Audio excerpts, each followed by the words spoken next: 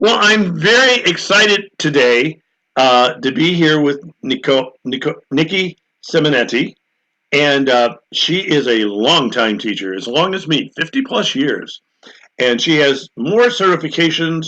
She has more certifications than I do. Nikki, why'd you do that? She, and her certification includes dyslexia. She is a believer in helping kids, and she is in private practice and has been, and very effective private practice, I might add. Uh, but her book, and let's have a look at that very quickly. If I know how to do a screen share, I think I do. Okay, there it is. Dyslexia Diffused. And there'll be a link to this, and it's currently, yeah, I'm getting my copy. You should be getting yours. And it's a teacher's dream because I'm going to stop the share. I'm saying it's a teacher's dream because if you want ideas on how to help kids, to help, if you want, as a teacher, want to help your kids, plenty of ideas here. And unlike some of the other science of reading people, I call them the my way or the highway people. Unlike the my way or the highway people, Nikki has something that's kind of interesting, an open mind, and she thinks about the kids. What a thought! So I'm very pleased to stop babbling and change over to a speaker view and turn things over to Nikki. Nikki, could you begin by telling us a little bit about yourself? Yes. Well, I think you basically hit the nail on the head. Everything I do is about children. That's my only motivator. Um, I watch them hurt because I work with dyslexic children, and it's too many years that they have to be in limbo. We can teach these children much more quickly. And purpose of my book is to come up with some of the techniques that will allow them to develop the reading skills that they're missing. And basically, my approach, if I was going to categorize myself, is to do a diagnostic prescriptive method where basically I watch the child and the child leads me in terms of what he needs or what he doesn't need. And that allows me to come up with every strategy I can think of that will support what that need is. So we talk about scaffolding all the time. We need to scaffold, we need to be there to be the piece that holds the child close to, um, as close to breakdown as he can be without losing that sense of self. So we really are pushing in a way, but we're pushing with them knowing that they are not in this alone. We together will solve this problem. And that's the Super. piece they need. Okay, that is totally music to my ears. I've been a long time advocate of uh, fit the program to the child, and some of the one size fits all people don't believe in that. They believe they fit the child to the program, and that's not the way to do it. Your way is better. So, how about talking about some of those strategies from your book? I know you wanted to talk about that, so I'll turn that over to you. Strategies from your book and your case study to start with. It's all yours. Okay, thank you. All right. This is a case study of a little boy, 6 year old, who was very, very bright and a total non reader. So he came to me because he had zero reading skills. He could say the alphabet, that's about all he knew. He knew a few grapheme phoneme correspondence, but very little. The problem with this child, because he was so bright, is he was furious that the other kids in his first grade were reading and he just had no ability to succeed. So, just to give a quick impression of what was going on with him, the first day I went to his classroom to pick him up, he came out of the room and he said, "My mom said I don't have to do this." So, this is how he wanted to start the treatment plan. So, I said to him, "Okay, then this is what we'll do. Mom thinks I'm working with you today. So come with me to my office and we'll write mom a note letting her know that I am not going to be working with you because that's a decision we made." Well, that of course got him to come along with me to the office. When we sat down in the office, I grabbed a piece of paper, which he thinks I'm about to write a note, and instead I started a very simple origami project of making a helicopter. He started to get engaged and made the helicopter along with me. We did some helicopter flying contests. And the point is, when he's making this helicopter, I'm diagnosing what he's doing. I'm noting if he has, for example, left right directionality when I'm giving him oral instructions. I'm noticing if he can follow directions. I'm noticing his frustration tolerance when he's trying to do something and it's not working out for him. So I'm getting a good insight into what is the starting place I need to go to with this youngster. He, conversely, is having a good time. He's watching me every time his helicopter flies better than mine have a little tad of a hissy fit, because we need to act with these children, and talk to him about how frustrated I am. And I really don't like being frustrated. I bet he doesn't even know what it feels like to be frustrated, but I am so frustrated. And again, this is a bright kid with great vocabulary. So I was modeling for him what it takes to develop grit, stay with task, deal with frustration. So I'm getting a whole affective picture of this child. I'm getting a whole developmental, how rich are his language skills picture. I'm getting a whole sequential processing picture. I'm getting a fine motor picture, all from doing this helicopter. All right, so then we go back to his room, and when we get there, I say to him, "Oh, I forgot to write the note to mom." Well, I don't know. What do you want to do? Should we see each other again? And of course, he says yes, because now what he came away with is it's safe to be with a remediation specialist. I can be successful. I don't have to worry about this process. So the amount that happened in that 1.5 hour session was remarkable. After that, we started going into actual treatment plan. I saw this little boy. I work 30 minutes a session with very young children, and I see them twice a week. So I saw him for 5 weeks. And in the course of the 5 weeks, he went from being a total non-reader to ending the last session saying to me, "By the way, I knew how to read all along." So this kid came away with this sense of competence that, yeah, I can do this. So it's the strategies that I applied that were constantly balancing his affective self with his academic self. He was supported all the way through. He was always successful. And yet it was because I made sure he was successful. And I think when we have very young kids who are struggling, they need to know they're not going to fall on their face. They so expect failure. So our job has to be to make sure they don't have that experience when they're with us. So that Okay, I'm going to have you pause there for a moment because everything you said is just fantastic and total music to my ears. But now I've got a bunch of teachers out there going, wait a minute, what on earth did she do? What were all those strategies? And I know you want to talk about your strategies and the rest. So, and especially the new ones in your book. Uh, and gosh, I'm sorry, we don't have 20 hours. okay. Okay, so if you could just give us some highlights of good things to do with the kids, and I'm just going to give an editorial comment here, folks, and that editorial comment is this: she's looking at the whole child. She's multi-certified, so she's not just looking at phonics.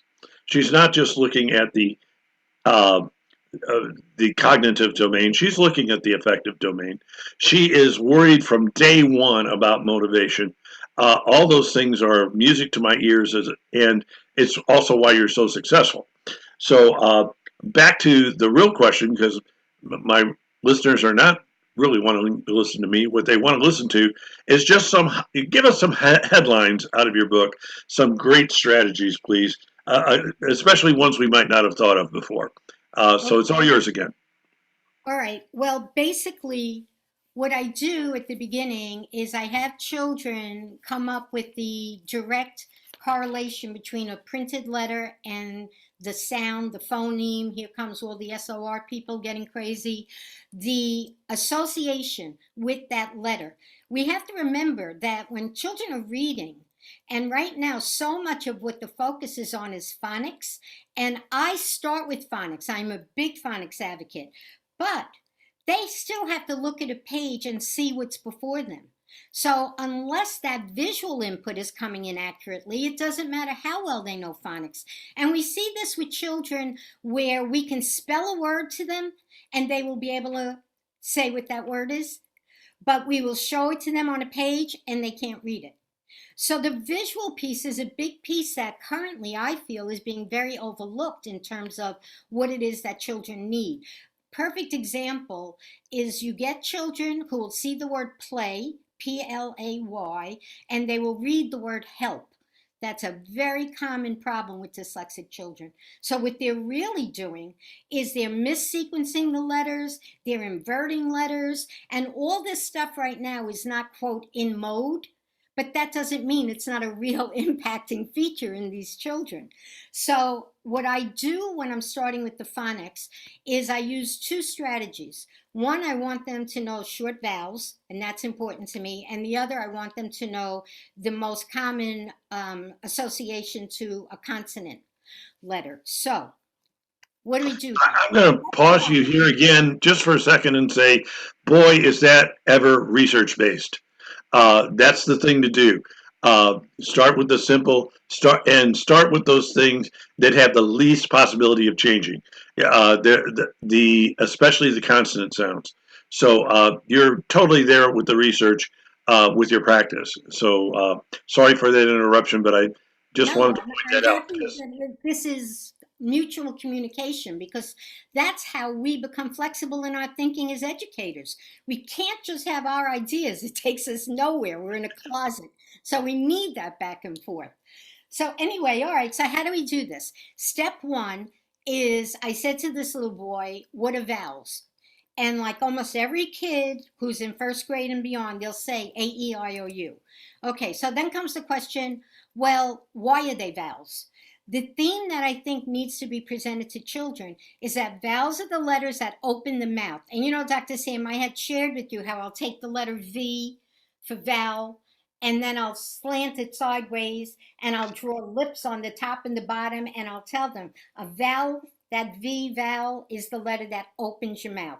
Every time there's a vowel sound, the mouth opens. And in discussion, I'll have the child watch me speaking, give him a mirror, watch himself speaking, and let him know every time your mouth opens, and I use a lot of puppet kind of symbols, every time your mouth opened, a vowel was presented. Then I try to get them to clarify, and I use mnemonics for the vowels, and I don't use mnemonics like E, elephant, E, which is what we do all the time. That mnemonic is nothing more than a memory. We're asking the child to memorize this pattern, E, elephant, E. So what I do is I take the actual letter E, I emphasize to the child the horizontal line in the E. I draw a crack over that horizontal line, so now that's his point of focal attention. And I tell him this is a crack, and I complete the picture of an egg and show him this is a crack that the egg is spilling out of. So he doesn't have to remember, he just has to look at the letter and see what is the piece of this shape that I have to notice. So it's more an association than a memory.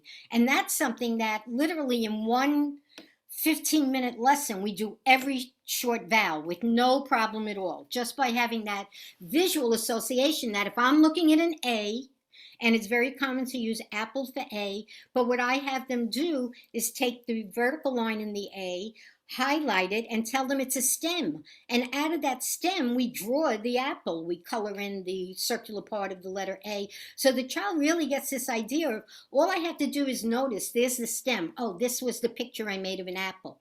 And that brings them, again, not to memory, to association. Much easier for them to retrieve because the letter is right in front of them. So it's already cluing them in that notice what's here, and then you can come up with the sound you need. Consonants, conversely, oh, I'm sorry, go ahead. well, actually, I was just going to say, I can promise the readers that all these are just kind of headlines, and that all these details are in the book, in space. Well, lots of here's how to do it. So the nuts and bolts of this, because all you can do is headlines right now. The nuts Right. and bolts of this is in the book. I promise you. So I'm just trying to plug your book. Okay, so go ahead and continue to march on consonants now. I'm all ears. So consonants, again, step one is And remember, we're talking bright children here. Dyslexic children are smart kids. So you want to always work from logic and from meaningful information. So it's not just memorizing the phoneme associated with the grapheme. It's having some kind of logical base to it. So what I do with the child is I basically, once I've confirmed that vowels are the letters that open the mouth, I confirm with them that consonants are the letters that don't open your mouth. And what I want them to do is learn the articulatory feedback that will allow them to retrieve the consonant sound. A very good trick that works very well to do that also is most children, certainly the younger ones by first grade, can say the alphabet. So what I do is we remove the vowels from the alphabet, and now we're looking only at the consonant letters, and I will have them literally say a consonant's name, B, and then get them to realize that when you're saying B, what you're doing is you're going B, E. It's the closed part that's the sound for B. That's your B. It's not buh, because you're not opening your mouth. It's just Okay, and I've got to stop you right there because I just did a in service for a bunch of beginning teachers in St. Louis Public Schools just last week, and the first words out of my mouth were, "If you're going to be teaching consonant sounds, we call that the schwa sound. Do not throw that schwa sound in; it will confuse them." And your way of telling people to do that, just uh, say it one more time because that appealed to me. I might steal it from you. right. Oh, please do. Please do. I mean, the whole purpose of the book, and I am not a writer. It's not a labor of love. It's a nightmare to me. People are going to love the book in terms of the chapters and maybe, I don't know, 4 pages long. I don't like writing. I get to the point. This is what it takes. This is how you do it. And we move on. So I am very aware of how do you simplify this for kids because I like it simplified for me. Basically, the consonant sounds, almost every one of the consonants falls into either a group where the mouth initially is closed when you're saying the name of the letter and then it extends. So the closed part is what you're looking for. Or like the letter M, the mouth is initially open when you say the name of the letter. M. And the closed section is the sound that you're looking for. Okay. And please, out there, all practicing teachers, especially beginning teachers, avoid that. And I catch myself doing it all the time. Avoid throwing those uhs in there. And what a wonderful way to describe it. And that's in the book, right? Of course, it's in the That's book. in the book. So basically, you can go down all the consonant letters, and then what I do with the kids is I'll basically have them say the letter name and then decide is this like T, all right? E, is this something that the sound you want is at the beginning of the letter name or at the end of the letter name? And we break them into two groups because most of the letters, consonants, will go either into the sound is at the front, like G, it's at the front, or the sound is at the back, like L. Okay. And you're always looking for that.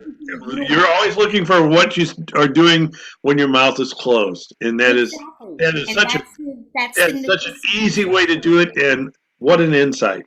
right. Okay, I want to make sure we don't run long on this, and I'm interrupting you all over the place. Uh, but any other super highlights before we get into the business of the science of reading and the things I know you want to say about them? Uh, Right. and by the way, once again, well, I'll wait till we transition to that. But are there any other really like, boy, just what I heard just then is enough of a takeaway to make me go buy the book. Um, uh, and I love the fact that it's going to be short and lots of explanations for teachers and lots of tools for teachers. Exactly. So It's not a any other big things that, boy, those two grab me. Anything else you got that's going to really grab my teachers? right. Well, my theme is always create. We've got to figure out what's going wrong for the child and then do something about it. I've invented this little system for decoding multisyllable words that basically uses 4 colored cubes. That's all you need. four colored cubes, and you can use those. There are about 8 rules that go with this plan. And by using the four colored cubes, you can literally figure out visually where the word splits. Because the problem with the kids we work with multisyllable decoding isn't can I blend it or can I find the sound I'm looking for?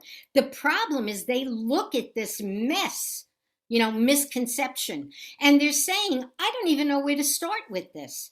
So literally, you can take these four colors, set them up in an array or a pattern, and again, it's a very simple system. Like all the blue color represents all consonants, consonant blends, consonant digraphs.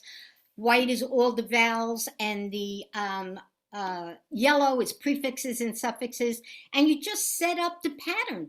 And from the pattern, you get the word. So, for example, if this little boy, what we were doing is the word is sunset, because now he's doing mixed trigrams already. And this is again 5 weeks, 10 lessons, half hour each. To decode sunset, what he did is S is blue, consonant, U, white, N, blue, S again, another consonant, blue, E, white, another vowel, and then you get one more blue. And the rule is when two blues touch, that's where you separate the word. So the Oh, child literally sees the array, knows where to separate the word, and once they know where to separate the word, they can then substitute the actual letters, saying, yeah, I know where this breaks up now. So it doesn't look like this visual haze that they get lost in. So that's the kind of thing, again, that we can create all kind of strategies once we figure out what goes wrong. And that's an example of what goes wrong with the visual massiveness of the task.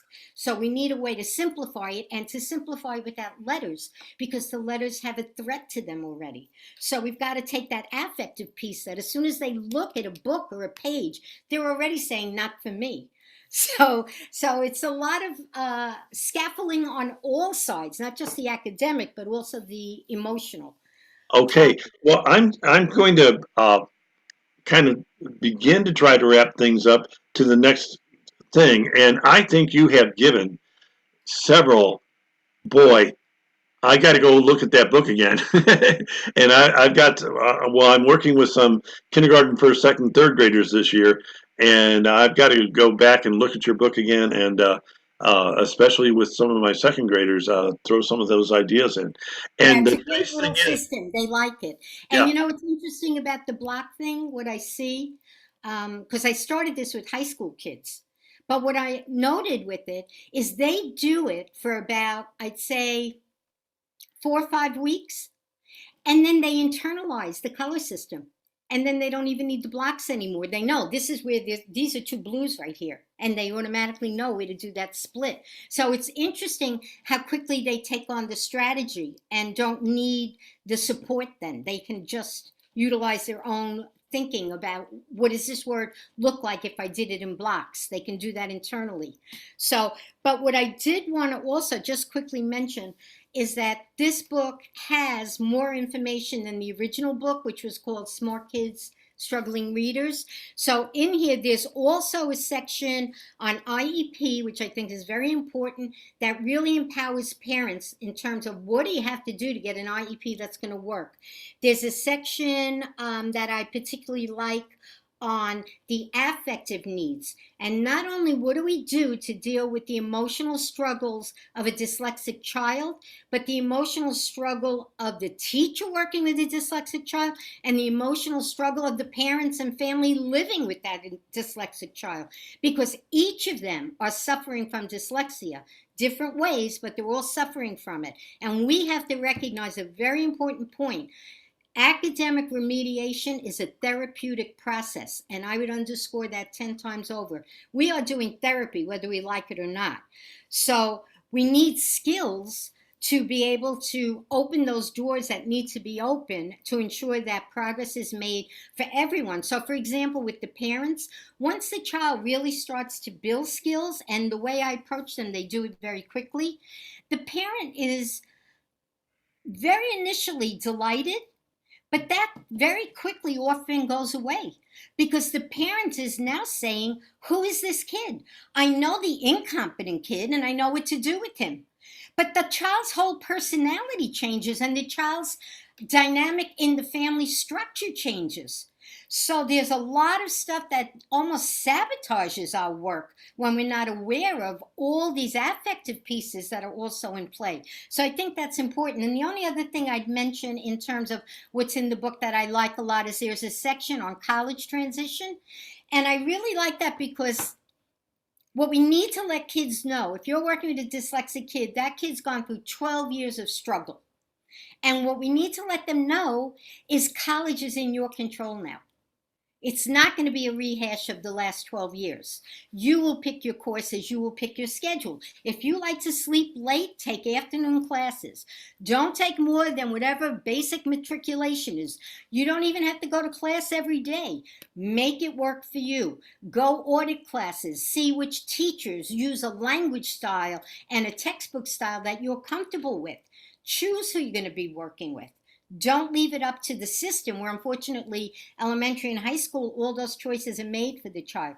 So to just let them know that they are not going to have the same experience anymore. Now they're empowered. And if there's one thing we can say about kids who've been dyslexic for 12 years, they know how to get around things. They know how to deal with frustration. They have lived that life.